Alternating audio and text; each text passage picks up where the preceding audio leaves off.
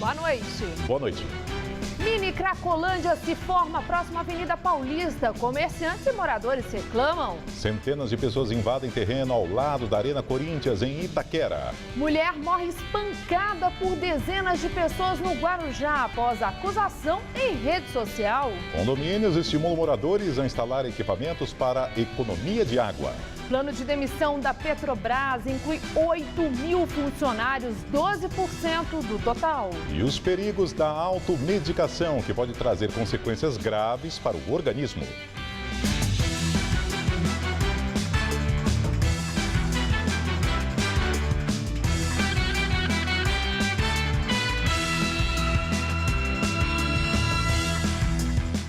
Moradores e trabalhadores da região da Praça Marechal Cordeiro de Farias, que fica no final da Avenida Paulista, reclamam do aumento no número de usuários de drogas no local.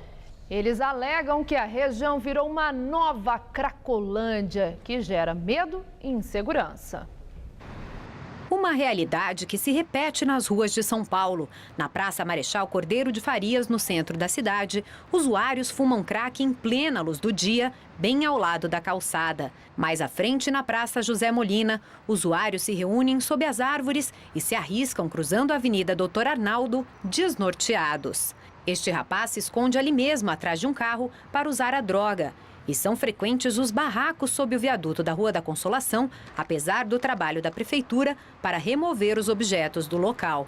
A força do vício e a facilidade de comprar a droga vem fazendo da região uma espécie de Cracolândia. Na busca por dinheiro para sustentar o vício, muitos acabam praticando roubos e prostituição. É o caso deste usuário, dependente do crack há 5 anos, e um dos moradores deste barraco, improvisado na fachada de uma casa na rua Minas Gerais. Não tem um que não usa aqui, não tem um. O povo da estação da luz está saindo para vir para cá. Por quê? Porque aqui é 100% aqui é muito mais fácil de arrumar droga, aqui é muito mais fácil para tudo. Para eles, uma vida dominada pelo vício. Para os outros, o retrato da pobreza e da insegurança. Muita gente reclama principalmente ali do viaduto, para passar, que está bastante perigoso, sim. De noite, nem pensar? Nem pensar, não. De noite até para o metrô, algumas amigas nossas foram seguidas, do hospital até o metrô clínica já. O número de consumidores de crack aumentou muito. Não são pessoas ruins, mas são pessoas desesperadas. Eles vêm pedir dinheiro, a gente não sabe o que eles pretendem fazer, né? Se de repente pode assaltar, né? Então é complicado, sim. De acordo com a Secretaria de Segurança Pública, o número de roubos registrados no 4º Distrito Policial aqui da Consolação subiu nos primeiros 3 meses deste ano em relação ao mesmo período do ano passado, de 504 casos em 2013 para 653 este ano. A quantidade de ocorrências envolvendo o tráfico de drogas também subiu, de 20 casos nos primeiros 3 meses de 2013 para 35 no mesmo período deste ano. Vítima de um roubo, este homem, que preferiu não se identificar, conta que no escritório onde trabalha, ninguém deixa o prédio depois das 5h30 da tarde. É uma segunda Cracolândia aí, ou talvez a primeira de São Paulo, pelo movimento que a gente tem visto. Tinha um carro da polícia, uma unidade móvel que ficava, da polícia militar, que ficava nesta praça, aí na frente, depois desapareceu. Em nota, a Polícia Militar afirma que não foram registradas ocorrências de roubos ou furtos nos últimos 12 meses na Praça Marechal Cordeiro Farias e imediações e pede que as vítimas, nestes casos, registrem as ocorrências quando os crimes acontecerem. Ainda segundo o texto, a PM faz o policiamento na região. Já a Secretaria de Saúde disse que também atua no local e encaminha os usuários de drogas que aceitam o tratamento para um dos centros de atenção psicossocial. Em 2014, o número de celulares será igual ao número de habitantes no mundo. O número total de linhas celulares deve se igualar ao de habitantes no planeta até o final deste ano, segundo dados divulgados pela União Internacional de Telecomunicações, órgão ligado à ONU. O crescimento ocorre devido ao aumento no número de linhas móveis nos países em desenvolvimento. Até o final de 2014, serão 7 bilhões de linhas de celulares, mais da metade delas estará na região Ásia-Pacífico. Para reduzir o consumo de água, os condomínios residenciais têm se mobilizado para conscientizar os moradores. A intenção é convencê-los a instalar equipamentos que possam ajudar na economia. Cada círculo deste no piso da garagem é um poço construído para captar a água que brota no subsolo. Toda a captação é canalizada até esta cisterna. Uma bomba leva a água para ser usada em todo o serviço de limpeza das áreas comuns e irrigação de plantas do condomínio de 192 apartamentos. Este uso começou há 6 meses e já fez reduzir o consumo na conta em 20%. Nós fomos aí abençoados por esse sistema que nós temos e conseguimos implantar.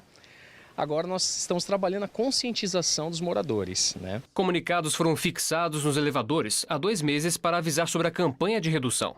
É fácil, só a gente lavar a louça, sempre desligar a água, não deixar ela correndo, lavar roupa, reaproveitar a água para lavar a cozinha, o banheiro. Este outro morador aguarda pela contratação de uma empresa que possa individualizar a conta de água para cada apartamento. Uma maneira de racionalizar o consumo. Talvez alguém consiga baixar para 30, mas tem gente que vai para 300.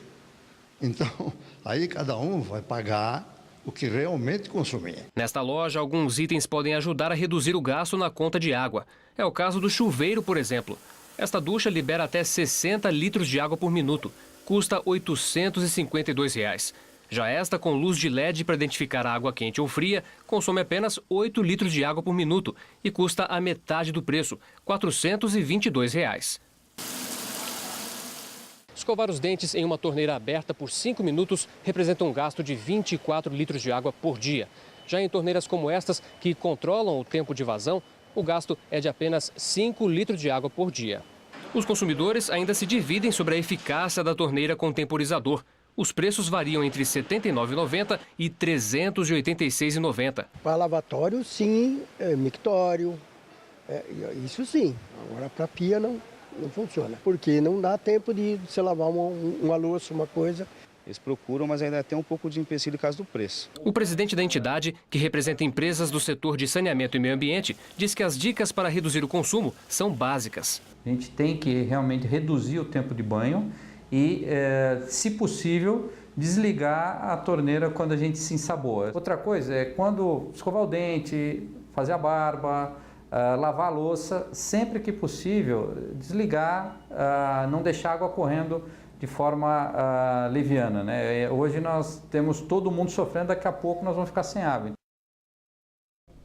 E o volume acumulado do sistema Cantareira voltou a cair e está em 10%. Mesmo sem chuvas há 9 dias completados ontem, sem previsão de pancadas, o governador Geraldo Alckmin afirmou que não espera racionamento de água em São Paulo para 2014. Para garantir uma reserva de 300 bilhões de litros de água, a Sabesp realiza obras emergenciais para retirar mais água do fundo dos reservatórios do sistema. Segundo a companhia, o volume morto poderá abastecer a Grande São Paulo por 4 meses e deve começar a ser usado entre julho e agosto. Outra medida do governo que deve ser adotada após a aprovação da Promotoria do Estado para tentar conter o consumo é um acréscimo de 30% na conta para quem elevar o uso do recurso na Grande São Paulo. A intenção é começar a multar os clientes da Sabesp em junho a partir do consumo medido no mês de maio.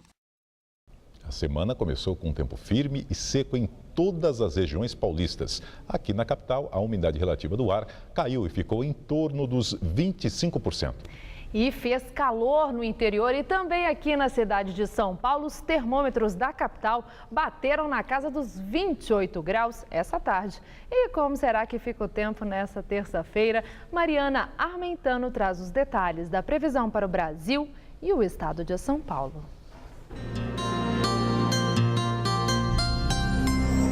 Meteorologistas alertam para o risco de temporais no sul do Brasil. Uma frente fria atua sobre o Mato Grosso do Sul e também sobre a região sul do país, provocando chuva generalizada amanhã, principalmente na faixa oeste da região sul. A chuvarada deve vir acompanhada de raios, ventania e até granizo. Já nessas outras áreas em azul do mapa, que inclui o centro-oeste, norte e a faixa litorânea do nordeste, o tempo fica abafado e a chuva pode ser forte em alguns momentos. Tempo firme amanhã e máxima de 28 graus em Porto Alegre, 31 no Rio de Janeiro e 30 graus em Vitória. Já que em São Paulo só há previsão de chuva a partir da tarde no sul e oeste do estado. Nas demais regiões, dia de sol, tempo firme e calor. A máxima chega aos 31 graus em Araçatuba e aos 32 em Votuporanga. Na região de Franca, mínima de 16 e máxima de 27 graus. No litoral, faz calor de 29 graus. Aqui na capital, dia agradável, com sol e máxima de 27. Na quarta, a nebulosidade aumenta e faz 25 graus à tarde. Já na quinta, voltam as condições de chuva, mínima de 15 e máxima prevista também de 25 graus. Eu volto daqui a pouco no Jornal da Gazeta, edição das 10. Até lá! 40 pessoas morreram nas estradas paulistas durante o feriado prolongado. A repórter Carla Rodeiro está na Ponte das Bandeiras e tem outras informações. Carla. Olha só, nas estradas estaduais houve 933 acidentes, um número 12% menor que o registrado no feriadão de Corpus Christi do ano passado. Usado agora como comparativo, já que o Dia do Trabalho em 2013 caiu numa quarta-feira e aí não houve emenda. Mesmo assim, apesar dessa queda, 44 pessoas morreram, 6 a mais que no ano passado. Para a polícia rodoviária, a maior parte dos acidentes em que essas pessoas morreram está relacionada com a imprudência na hora de ultrapassar. E por esse motivo, pelas ultrapassagens irregulares, 1.800 foram multados. Outros 600 motoristas foram autuados por embriaguez. Laerte. Obrigado. 3 acrobatas brasileiras que participavam de uma apresentação em um circo nos Estados Unidos caíram de uma altura de 7 metros. 2 jovens são do Rio de Janeiro e uma de Joinville, em Santa Catarina. Durante a apresentação, a estrutura que suspendia 8 artistas apenas pelos cabelos caiu. A plataforma tem capacidade para subir a uma altura de 11 metros. 3 pessoas que estavam embaixo foram atingidas. A brasileira Stephanie Neves, de 19 anos, teve o fígado perfurado e sofreu fraturas nos 2 tornozelos e no fêmur. Daiana Florentino, de 22 anos, foi submetida a uma cirurgia na coluna e está em observação. Whitney Neves, de 24 anos, passa bem e está consciente. As brasileiras faziam um número com outras 5 artistas dos Estados Unidos, Bulgária e Ucrânia. O espetáculo foi criado pelo coreógrafo brasileiro Andrei Medeiros. A mulher dele, a artista búlgara Vitória Medeiros, também participava do número e ficou ferida. Conquistar um emprego aqui em São Paulo está sendo mais difícil do que os imigrantes haitianos pensavam. Muitos reclamam da falta de oportunidade e alegam que não conseguem aqui o mesmo trabalho que desenvolviam no país de origem.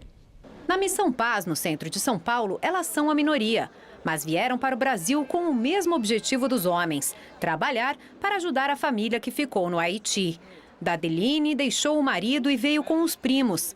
Não fala português e, apesar da dificuldade, conseguiu um emprego no setor de limpeza de um hospital. Há 2 meses no país, o primo Ismander conta que nenhum deles conseguiu trabalho no Haiti.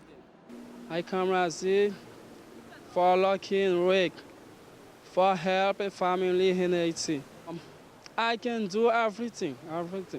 Nas 2 últimas semanas, o fluxo de imigrantes do Haiti foi intenso na Missão Paz. A maioria conseguiu emprego e seguiu viagem para outros estados. E um grupo de haitianos permanece morando no local. Hoje são 30, mas a casa já chegou a abrigar 10 vezes mais estrangeiros de uma só vez. Com a chegada inesperada de centenas de haitianos a São Paulo, foi preciso improvisar. Para o padre responsável pela entidade, a falta de comunicação entre os governos do Acre e de São Paulo acabou conturbando ainda mais o acolhimento dos estrangeiros. Estamos sempre no alerta. Ontem mesmo, uma pessoa nos ligou do terminal Barra Funda que tinha chegado um ônibus de haitianos.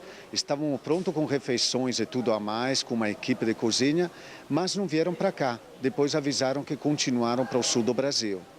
Agora as doações não param de chegar. Neste fim de semana, uma equipe da Cruz Vermelha fez o trabalho de triagem de roupas. Para Antônio, há 10 meses no país, os brasileiros têm uma visão equivocada dos haitianos. Ele veio para o Brasil com a esposa, que hoje ficou em casa porque está prestes a dar à luz. Apesar de ela ter experiência como cozinheira e ele como motorista e na operação de maquinário pesado, os dois só conseguem empregos como faxineiros ou auxiliares. Falar na televisão todo dia, vem aqui, opa, haitiano não pode. Tem haitiano que tem $3 mil, $4 mil por vir aqui. Não tem uma capacidade, não tem uma oportunidade. No dia 1º de maio, o governador Geraldo Alckmin esteve na instituição. Entre as medidas emergenciais adotadas pelo Estado está a emissão de cerca de 350 carteiras de trabalho para haitianos em caráter de urgência. Nesta manhã, a Prefeitura de São Paulo inaugurou um outro abrigo para estrangeiros a cerca de 100 metros da Missão Paz. A igreja fez sua parte, nós agora estamos fazendo uma complementação, já estávamos oferecendo colchões, já estávamos oferecendo apoio para documentação, alimentação e agora conseguimos esse espaço aqui que vai acolher a próxima leva de haitianos. O prefeito Fernando Haddad afirmou ainda que amanhã vai se reunir com o embaixador do Haiti para falar sobre a situação dos haitianos em São Paulo. Um policial e um assaltante acabam mortos durante assalto a uma loja de artigos infantis em Itaquera, na zona leste da capital. Segundo a polícia, 2 homens invadiram o estabelecimento por volta das 2 da tarde deste domingo. O PM Alzenilson Lopes de Lima estava de folga e apenas conversava com um funcionário na loja. Os criminosos anunciaram um assalto. O policial reagiu, atirou contra um dos assaltantes, lutou contra o outro e acabou levando um tiro na cabeça. Ao sair da loja, os 2 homens trocaram tiros com outro policial que passava pelo local. Um criminoso e um policial foram baleados. Os assaltantes conseguiram fugir. Começou hoje a campanha de desarmamento promovida pela Guarda Civil Metropolitana de São Paulo. Quem tiver uma arma ou munição pode entregá-las até o dia 9, no posto provisório montado em Itaquera, na Zona Leste ou em qualquer unidade fixa da GCM, que recebe este tipo de objeto o ano inteiro. Não é preciso se identificar nem dizer a procedência do armamento. No posto, o cidadão cadastra uma senha e recebe um recibo para sacar uma indenização que varia de R$ 150 a R$ 450. O dinheiro pode ser retirado em qualquer caixa do Banco do Brasil 24 horas após a entrega. As armas entregues serão destruídas. Segundo o Instituto Sou da Paz, 38 mil brasileiros morrem vítimas de armas de fogo todos os anos. Invasão batizada de Copa do Povo, localizada na região de Itaquera, na Zona Leste, já abriga cerca de 1.500 famílias. A estimativa é do Movimento dos Trabalhadores Sem Teto. Esse grupo acaba de chegar. Está tirando mato para fincar as estacas que vão sustentar as lonas. As 5 famílias vieram do bairro vizinho de São Miguel Paulista. A minha família veio, meu filho que é casado, que tem filho também. Né? Tem minha mulher, tem o meu genro também, tem filho também casado, né? E mais meu amigo. Todo mundo vai ficar aqui? Todo mundo vai ficar aqui. Então nós estamos fazendo já aqui uma área grande, né? Vamos colocar colchão, tudo, ficar todo mundo junto, né? Então vamos dividir aqui, os 5 todo mundo junto, para não ficar assim espalhado, um para lá, outro para cá, né? São cerca de 1.500 barracos montados desde a madrugada do sábado e que ocupam ainda a metade do terreno particular ao lado do Parque do Carmo. Os organizadores do MTST dizem que as famílias que vieram da região de Itaquera e de outros bairros da Zona Leste vivem em favelas ou pagam aluguel. E a gente faz bico, trabalha por dia, então não tem condição de... Às vezes tem mês que não dá para pagar aluguel, entendeu? Aí o cara já olha meio diferente para a gente, entendeu? Aí fica difícil.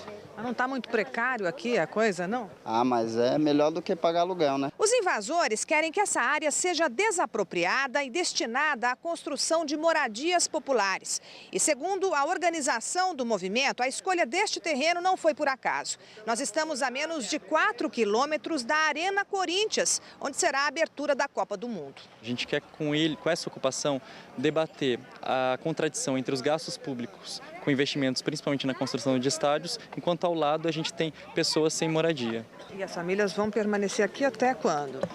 O objetivo é que as famílias permaneçam até que a gente consiga estabelecer uma negociação com o poder público para que o atendimento habitacional aconteça. O prefeito Fernando Haddad disse hoje pela manhã que o terreno invadido na Zona Leste é particular. Ao ser questionado sobre a possibilidade de decretar o espaço como área de interesse social, como quer o MTST, Haddad afirmou que o local fica em uma área de preservação e que para a adoção dessa medida é necessário, primeiramente, a aprovação do plano diretor, ainda em discussão na Câmara Municipal. Saúde, pesquisa mostra que 83% dos paulistanos se automedicam e 22% aumentam a dose dos remédios por conta própria, sem prescrição médica. E o fácil acesso aos medicamentos nas farmácias pode agravar ainda mais essa situação. Uma infinidade de comprimidos ao alcance das mãos. São medicamentos de venda livre, uma tentação para quem tem por hábito tomar remédio por conta própria. Em 2012, uma resolução da Anvisa determinou que eles fossem para trás do balcão. Mas a norma foi revista e eles voltaram. Justamente os que mais provocam intoxicação entre os consumidores. O medicamento mais utilizado que pode causar problemas são os analgésicos, os anti-inflamatórios, né? Principalmente os sintomas que a pessoa percebe, né? Como dor. Então, a pessoa tem dor, ela geralmente procura um medicamento para aliviar aquela dor. E aí pode acontecer o uso inadequado e os abusos. Letícia estava com sintomas de infecção urinária, mas sem tempo de ir ao médico. Resolveu tomar analgésicos por 2 semanas e o quadro se agravou. Ele só tirava a dor, mas ele não curava a doença, entendeu? Ele só era tipo um anestésico daquela dor, mas depois ia voltar com tudo que nem voltou no meu caso. Mesmo os medicamentos de tarja vermelha que exigem prescrição médica são comercializados livremente. Gravamos um atendimento em uma farmácia. Ouço o que a balconista oferece. Tudo que é antibiótico só com receita médica, que a gente pode estar liberando anti-inflamatório. Aí não precisa receita médica? Aí no caso não. Os medicamentos são a principal causa das intoxicações no Brasil. Ficam à frente até mesmo dos agrotóxicos. Um estudo divulgado hoje mostrou que, apesar de perigoso, tomar remédio por conta própria é um hábito cada vez mais comum aqui em São Paulo. 83% dos entrevistados disseram que já se automedicaram. E mesmo com receita médica, 22% admitiram que aumentam a dose por conta própria. A pesquisa foi feita pelo Instituto de Pós-Graduação para Farmacêuticos, em 12 capitais brasileiras. São Paulo ficou em 6º no ranking da automedicação. A média nacional é de 76,4%. Para alertar a população sobre os riscos, o Conselho Regional de Farmácia de São Paulo promoveu hoje uma campanha de orientação no vão livre do MASP. Quem passou por lá pôde medir a pressão, o nível de glicemia e tirar dúvidas com farmacêuticos. Muita gente reconheceu que abusa dos remédios. Eu faço automedicação, principalmente por causa da enxaqueca. Eu já sei os remédios mais ou menos que eu posso tomar e o que faz efeitos e aqueles que não fazem efeitos. E mando tudo para dentro. Já me indicaram e eu também, né? Mas não é certo, né? As pessoas têm que ter em mente que medicamento é um produto perigoso, que utilizado de forma inadequada pode levar inclusive à morte. O comportamento mais adequado é só utilizar medicamentos sob prescrição médica e quando utilizar um medicamento que não necessita da prescrição, ou seja, aqueles que não têm a tarja, nenhum tipo de tarja, se orientar com o farmacêutico. E agora vamos ao comentário de Bob Fernandes. Um site do Guarujá postou um retrato falado no Facebook e lançou um boato. Segundo o boato, uma mulher sequestrava e usava crianças na prática de magia negra. Uma mentira, segundo a polícia. Moradores de Morrinhos, periferia do Guarujá, viram semelhança entre o retrato falado e a dona de casa, Fabiane Maria de Jesus. Fabiane foi amarrada, espancada, inclusive por crianças e jogada numa vala. Fabiane foi internada sábado à noite com traumatismo craniano e morreu nesta segunda-feira aos 33 anos. Não é o primeiro linchamento nos últimos meses e não falta quem aplauda e apoie. Apresentadores fazem audiência e fortuna exibindo violência na TV e rádio. Reproduzem cenas de violência enquanto faturam e muito. Da mesma forma, no Estado que é laico, se permite que espaços midiáticos sejam ocupados para a pregação de ódio religioso. Pregação que se espalha com ignorância e mais ódio. Na Bahia, por exemplo, o candomblé é vítima constante desses ataques. Essa mistura de negócio com ignorância ataca religiões de origem africana, tratando-as como magia negra. TVs e rádios são concessões do Estado. É obrigação do Estado não permitir que seus canais sejam usados para pregação de ódio e preconceito. Mas, Brasil afora, o que se vê e se ouve em horário nobre. Programas que exibem violência e ódio em estado bruto a pretexto de combatê-los. Programas que multiplicam a sensação de medo, de pânico diante da violência do cotidiano. Bandido bom é bandido morto, segundo o lema vigente. Na política, na mídia, alguns pregam esse lema. São os hospedeiros da violência como solução para a violência e para o próprio bolso, claro. A levar em conta a linguagem dessa gente, os que mataram a inocente Fabiane seriam todos bandidos. O que será feito dos assassinos de Fabiane a se seguir ao pé da letra o lema bandido bom é bandido morto? Boa noite. PSDB protocola requerimento contra a presidente Dilma Rousseff junto ao Tribunal Superior Eleitoral por suposta propaganda eleitoral antecipada no pronunciamento feito no Dia do Trabalhador. Na ocasião, a presidente anunciou em cadeia nacional de rádio e TV a correção da tabela do imposto de renda e reajuste do Bolsa Família. De acordo com a representação, Dilma usou o pronunciamento para pedir votos de forma explícita. O texto também pede que Dilma seja multada pela conduta e impedida de realizar pronunciamentos semelhantes. O programa Hora do Voto de hoje recebe a deputada federal Mara Gabrilli, do PSDB de São Paulo. Na entrevista com a jornalista Maria Lídia Flandoli, a deputada falou sobre a visita que fez ao complexo da Papuda, em Brasília, onde está preso o ex-ministro José Dirceu. É óbvio que o José Dirceu, ele não tem mordomia, não, ele tem, como disse a própria Erundina, uma cela modesta. Agora, a condição dele é melhor que os outros. Também comentou a possibilidade de ser vice na chapa presidencial de Aécio Neves. Acho que agrega, sim. Eu acho que mulher agrega. Eu acho que a gente tem uma população de pessoa com deficiência no Brasil que observa meu trabalho. Disse ainda que Aécio Eduardo Campos, do PSB, tem mais convergência do que divergência. Eu acredito que a maior convergência dos dois seja o desejo de tirar o PT do poder. O Hora do Voto começa às 11h30 da noite, logo após o Todo Seu. Uma festa pela criminalização da homofobia parou a Avenida Paulista e parte da região central de São Paulo neste domingo.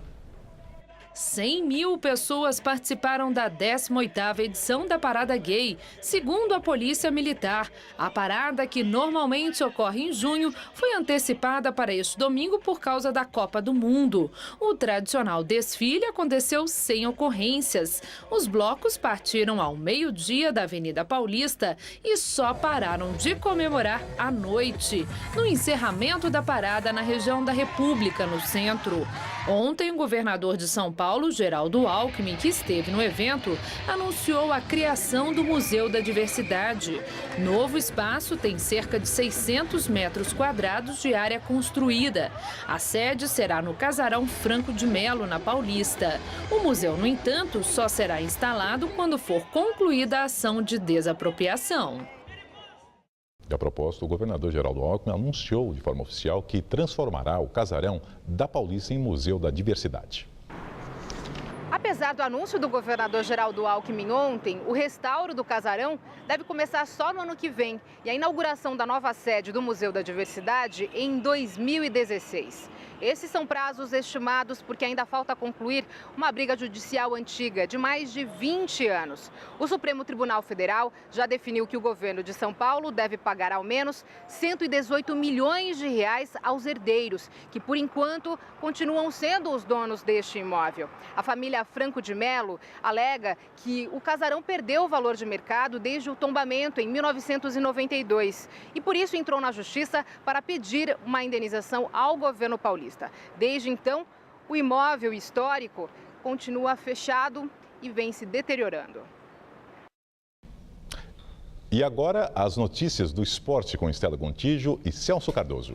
Corinthians vence e assume a liderança do Campeonato Brasileiro. Já os outros times de São Paulo decepcionaram.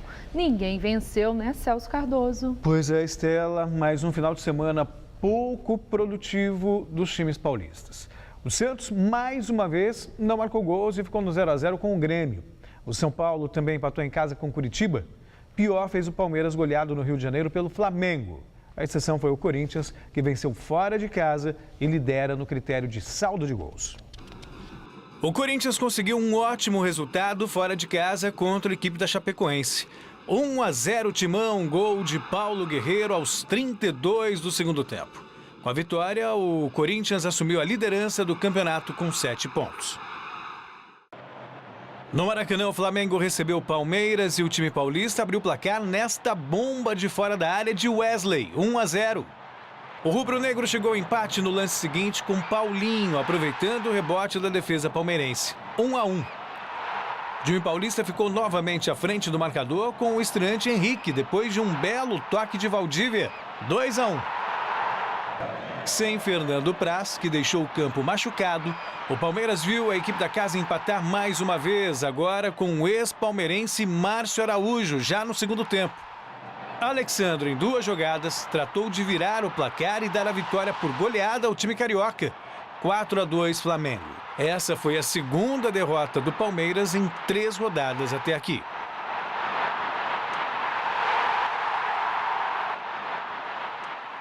O São Paulo recebeu o Curitiba e fez 1-0 com Alexandre Pato. Mas o time paranaense empatou com Robinho. E virou com Chico. Mas Ademilson recebeu de Paulo Henrique Ganso e deixou tudo igual. Final, São Paulo 2, Curitiba também 2. Celso, falando no Palmeiras, mais uma derrota aí. Você acha que o Gilson Kleina pode estar balançando no cargo? Há rumores, né? Mas sempre isso acontece quando o time grande não vai bem, aí começa muita gente, na linguagem do futebol, cornetar, tem muita pressão, nomes já surgem, já se fala, por exemplo, que o Palmeiras tem interesse no Vanderlei Luxemburgo. A questão é, a gente conhece o futebol brasileiro, eu não vou ficar nem um pouco surpreso, não digo agora, mas se o Palmeiras tropeçar, por exemplo, na próxima quarta-feira, aí do Gilson Kleina perdeu o emprego, o que eu acho lamentável. Quando você aposta num projeto, você tem que bancar esse projeto, mesmo que o começo não seja tão bom. A gente vê um campeonato brasileiro muito equilibrado, então o Palmeiras tem tempo para se recuperar, é cedo para pensar em rebaixamento. E além do Corinthians, Cruzeiro, Inter e Goiás também tem 7 pontos conquistados. São os melhores da competição após 3 rodadas. O Cruzeiro, atual campeão, passou um sufoco diante do Atlético Paranaense, mas assegurou a vice-liderança com vitória fora de casa. Fora de casa, o Cruzeiro enfrentou o Atlético Paranaense e tomou o primeiro gol aos 23 minutos com Ederson, 1-0. Newton, aos 34, usou a cabeça para deixar tudo igual, 1-1. Ainda no primeiro tempo, Marcelo colocou o Furacão em vantagem novamente. Mas na etapa final, o Cruzeiro foi para cima e com gols de Souza e Marcelo Moreno, o time de Minas conseguiu a virada, 3-2 placar final. No Maracanã, Marquinhos foi o cara do jogo. Ele marcou 2 vezes para o Vitória contra o Fluminense e fez a equipe carioca conhecer a primeira derrota no Brasileirão. No finalzinho, Wagner descontou para o Flu, mas já era tarde. 2-1. Em Salvador, Maxi Biancucci marcou e garantiu os 3 pontos para o Bahia na partida contra o Botafogo. Foi a segunda derrota do time carioca em 3 jogos até aqui. O Internacional fez a lição de casa e despachou o Sport. D'Alessandro arriscou de longe e fez 1-0. O chileno Arangues fez o segundo no final do primeiro tempo. O time pernambucano tentou começar uma reação com o Patrick, mas já era tarde. Final 2-1 Inter.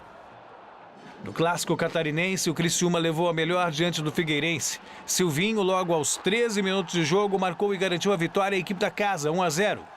Mesmo placar da derrota do Atlético Mineiro em casa para o Goiás. Davi fez o gol da vitória aos 23 minutos do segundo tempo, 1-0 e fim de papo. E a polícia de Pernambuco prendeu o suspeito de atirar um vaso sanitário que atingiu e matou um torcedor na última sexta-feira. Fato triste que ocorreu após a partida entre Santa Cruz e Paraná Clube. válida pela Série B do Campeonato Brasileiro. O torcedor do Santa Cruz preso é Everton Felipe Santiago de Santana, de 23 anos. Ele foi localizado em Olinda e, apesar de negar o crime num primeiro momento, os policiais que efetuaram a prisão encontraram mensagens de celular que incriminam o jovem. A polícia também já tem os nomes dos outros 2 homens que teriam participado da ação. O jovem morto, ao ser atingido pelo vaso sanitário, era torcedor do Sport e teria ido ao jogo fotografar a torcida do Paraná, aliada de uma das principais organizadas do rubro-negro pernambucano. Pelo incidente, o estádio Arruda foi interditado preventivamente pela CBF até que o caso seja julgado pelo STJD. Lamentável. Mais um Isso às vésperas da lamentável. Copa do Mundo. Mais um. E agora vamos falar de futebol europeu. A Itália já tem um campeão, né, Celso? É a Juventus de Turim que entrou em campo nesta segunda-feira contra o Atalanta, já campeã. A velha senhora venceu por 1-0. Na Inglaterra, o Liverpool abriu 3-0, mas cedeu um empate ao Crystal Palace por 3-3 e ficou mais longe do título. O Manchester City segue dependendo do próprio esforço para ser campeão. Vamos aos gols pela Europa, começando com o futebol italiano. Na Itália, a Roma conseguiu a façanha de ser goleada pelo, até então, lanterna do campeonato, o Catania, por 4-1 e antecipou o tricampeonato da Juventus. Com a derrota na manhã de ontem, o time permaneceu com 85 pontos e não pode mais alcançar a velha senhora. O time de Turim é campeão com 3 rodadas de antecedência. Na parte intermediária da tabela, o Milan venceu o clássico contra a Internazionale e entrou na briga por uma vaga na próxima Liga Europa. De Jong foi o autor do único gol do jogo, 1-0. Ainda na bota, a final da Copa da Itália entre Napoli e Fiorentina foi marcada por muita confusão entre torcedores e policiais nos arredores do Estádio Olímpico. 4 pessoas foram baleadas e a partida quase teve de ser cancelada. Com 45 minutos de atraso, o jogo teve início e o Napoli levou a melhor. Insigne foi o destaque, marcando 2 gols ainda no início do primeiro tempo. Minutos depois, Vargas diminuiu a vantagem e colocou fogo na partida. Com o confronto totalmente aberto, a decisão veio só nos acréscimos num contra-ataque mortal do Napoli. Mertens fez o terceiro e garantiu o 5º título da Copa da Itália ao time celeste. E na Espanha, final de semana complicadíssimo para os líderes. No sábado, o Barcelona entrou em campo contra o Getafe no Camp Nou e o que deveria ser um jogo fácil se transformou em decepção. Até os 44 minutos do segundo tempo, o Barça venceu o jogo por 2-1. Eis que entra em cena Ángel Lafita para empatar o jogo e tirar uma vitória fundamental para o time catalão na busca pelo título. 2-2 foi o placar do jogo. Quem gostou desse resultado foi o líder Atlético de Madrid, que poderia abrir 6 pontos de vantagem para o Barcelona e praticamente colocar as 2 mãos na taça, faltando 2 rodadas para o final. Mas o time de Diego Simeone perdeu o jogo para o Levante por 2-0 e também a chance de uma possível comemoração antecipada. Faltava então o Real Madrid. Contra o Valência, dentro de casa, uma vitória bastava para a equipe assumir a vice-liderança e ficar a 2 pontos do rival Atlético. Ou seja, com um resultado positivo, voltaria o Real para a briga pela taça. Mas, assim como os adversários, o Real vacilou e só empatou no Santiago Bernabéu. E poderia ter sido pior, não fosse a genialidade de Cristiano Ronaldo. Já nos acréscimos, ele marcou um golaço e garantiu ao menos a igualdade ao Real, que segue na 3ª posição.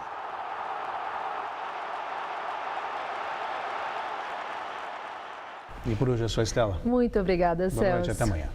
E agora é com você, Laerte. Naufrágio na Grécia. 22 imigrantes morreram afogados e cerca de 10 estão desaparecidos. Um acidente ocorreu de madrugada, perto da ilha de Samos. 2 embarcações com 68 imigrantes ao todo naufragaram quando tentavam chegar à Grécia partindo da Turquia. Segundo a guarda costeira, 36 pessoas conseguiram ser resgatadas e os motivos do acidente ainda não estão claros. O país é uma das principais rotas para aqueles que tentam ingressar na Europa.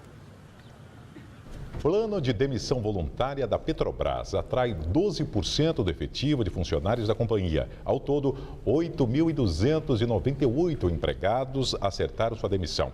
O objetivo da Petrobras é reduzir os custos. A companhia estima que, com a iniciativa, sejam reduzidas as despesas em cerca de 13 bilhões de reais até 2018. E amanhã, o presidente do Senado, Renan Calheiros, deverá instalar a CPI que vai investigar suspeitas de irregularidades envolvendo a estatal. A seguir, a Organização Mundial de Saúde declara estado de emergência após a poliomielite se espalhar por vários países. E a violência na Nigéria. Grupo radical islâmico ameaça vender mais de 200 meninas sequestradas no mês passado.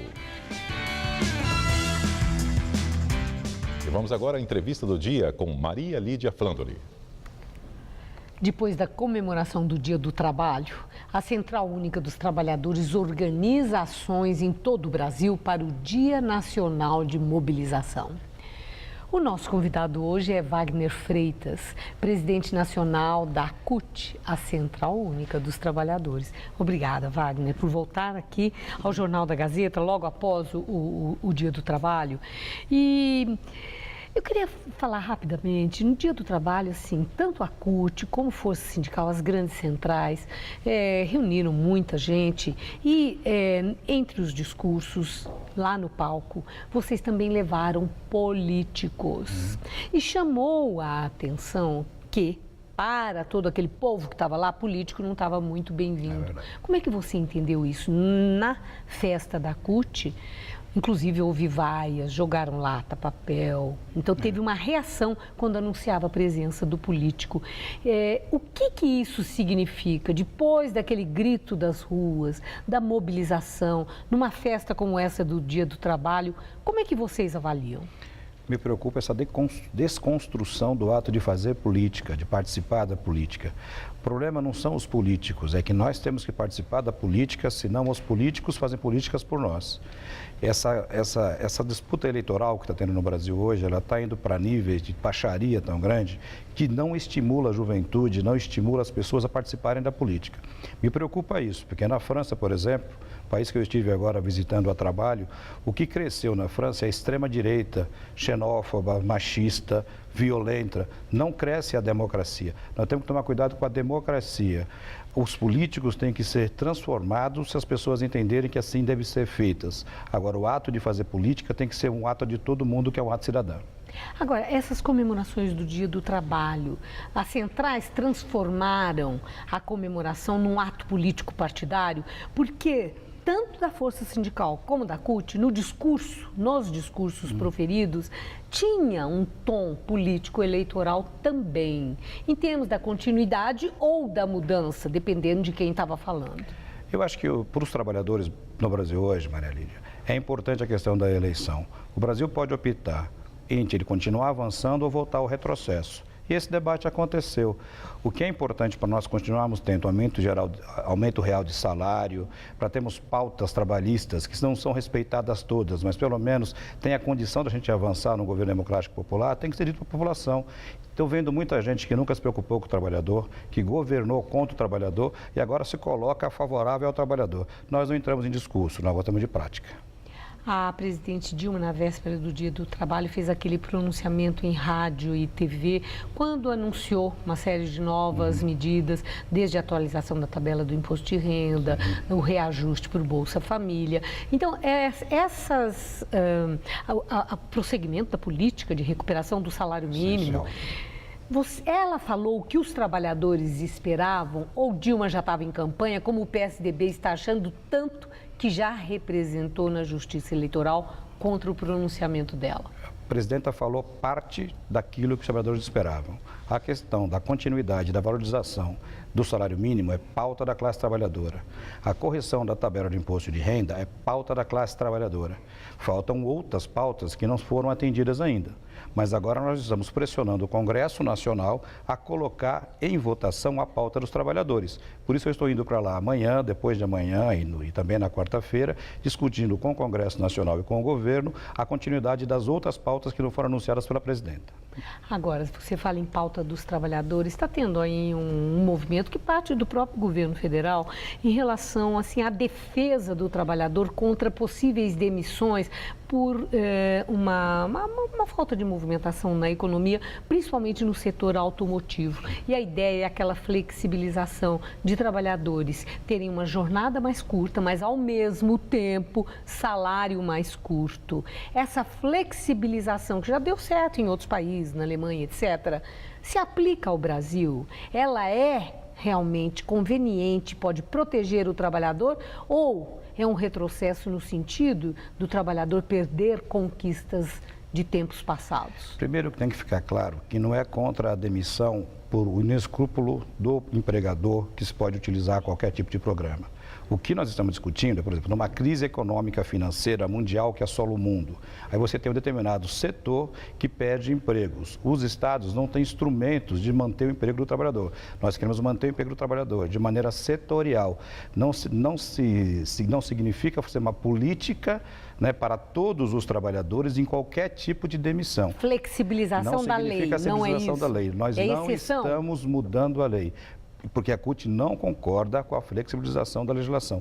O que fala em crises econômicas e não por demissão por vontade do empregador, porque se o empregador demite e depois fala que tem crise econômica e depois ele vai e se utiliza de recurso para demitir. Não é isso.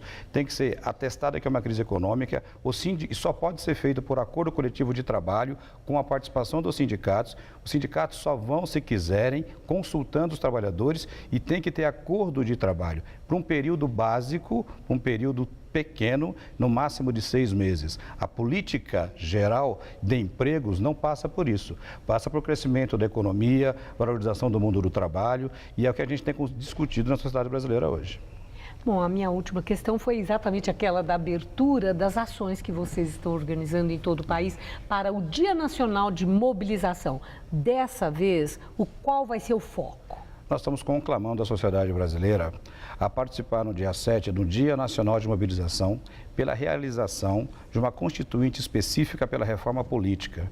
A reforma política é a mãe das reformas que o Brasil tem que fazer. A sociedade tem que ter controle sobre o que acontece no Brasil, tem que participar da sua opinião. Não é só na questão eleitoral, é na questão de você, quando elege, né, o Estado precisa dar condições para que o cidadão seja ouvido nas principais decisões que toma.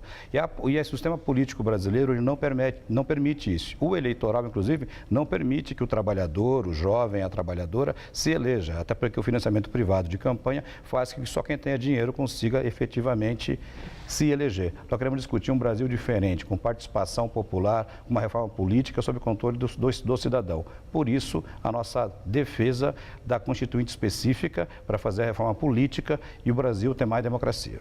E seria essa decisão através do quê? Do plebiscito Congresso? Popular. Plebiscito. Nós não acreditamos, particularmente eu, como não queria acredito. Dilma no começo. A presidenta Dilma foi corajosa quando ela foi para a população e propôs uma constituinte específica, porque nós sabemos que o Congresso é dominado por aqueles que são eleitos por conta do financiamento privado de campanha.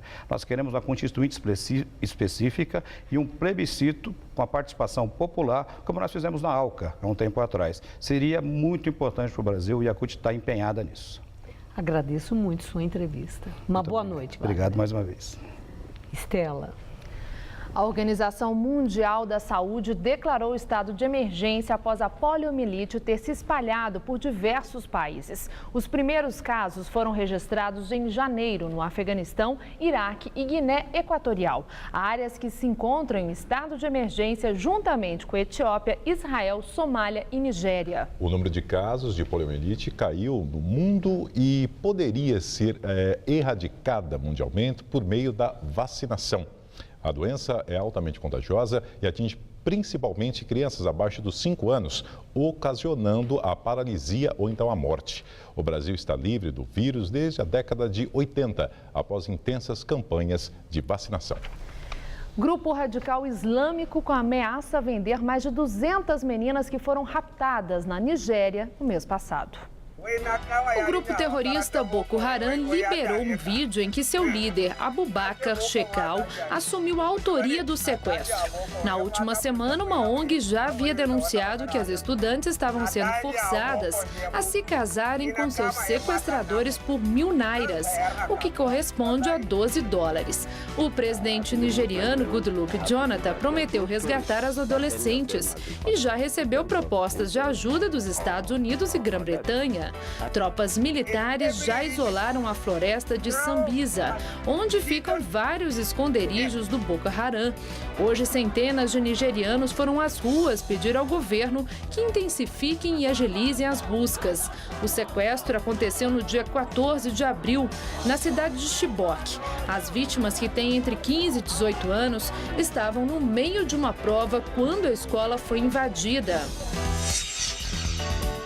É retomado o julgamento do atleta paralímpico Oscar Pistorius. O dia foi marcado pelo depoimento de John Stender, síndico do condomínio em que o atleta morava e a primeira pessoa a chegar ao local do crime.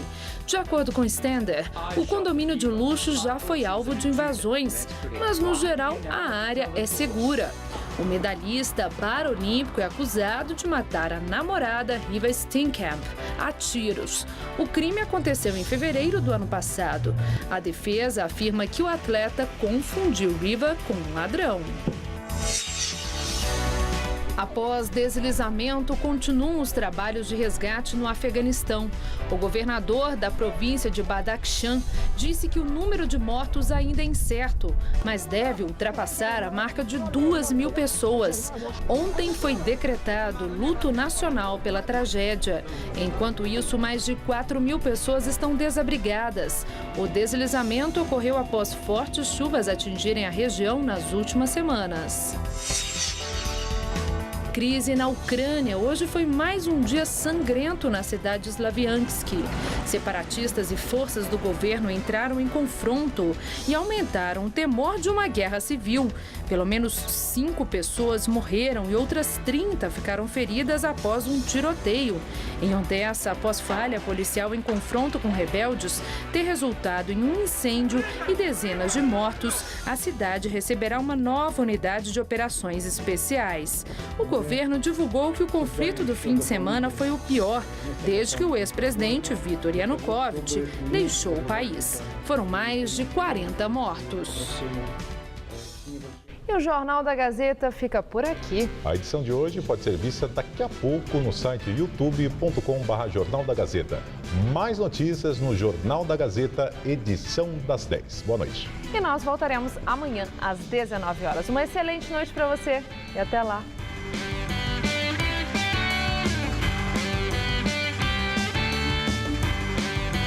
Hoje, 11h30 da noite, acompanhe uma entrevista com a deputada federal Mara Gabrilli em Hora do Voto.